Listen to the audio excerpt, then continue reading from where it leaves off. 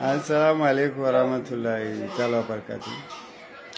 Allahumma salli ala sayyidina Muhammad rafi darajatil wadudi.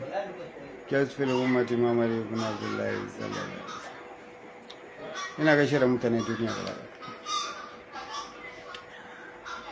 Al'umma afwan fa wallahi. Mutum da yasa na yi live. Ina kan live ma ina bacci dan ɗazu.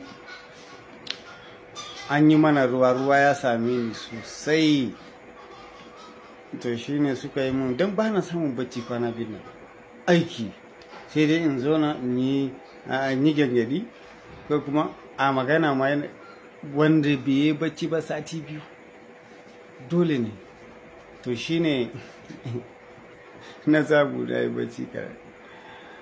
Yanzu dai abu na yi niyan bayarwa gaskiya sai dai na yi bidiyo. Wallahi yana jin bacci. Na ya allura ne, to ba ka samun bacci aiki, amma Allah ya samu bacci. Okay?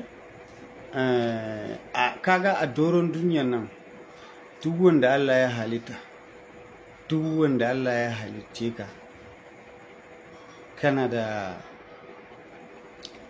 wani hali saboda dan adam tara ne. Idan ka yi magana, misali in ka yi magana na yanzu daɗi nake ji saboda ba yau na fara live ba, amma lokacin ne ba iri ɗaya ba, lokacin ne ba iri ɗaya ba.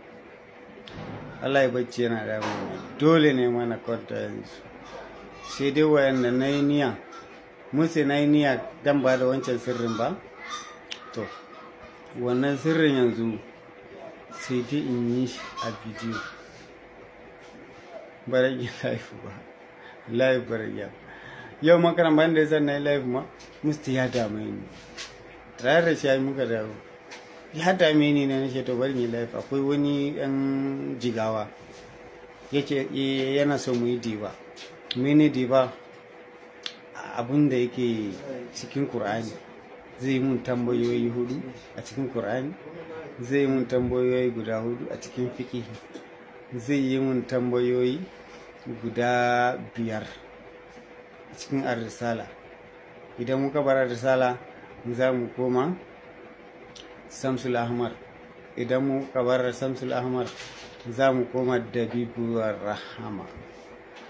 Na gaji oba, na gaji oba, shi ne yasa nake gingiri, amma ina so mai gida, ina so yanzu tun da ka ce mu yi diba da kai, ina so yanzu zan yi wanka sai mu ci gaba da kai, ka gane tambayoyi ba tare da zama.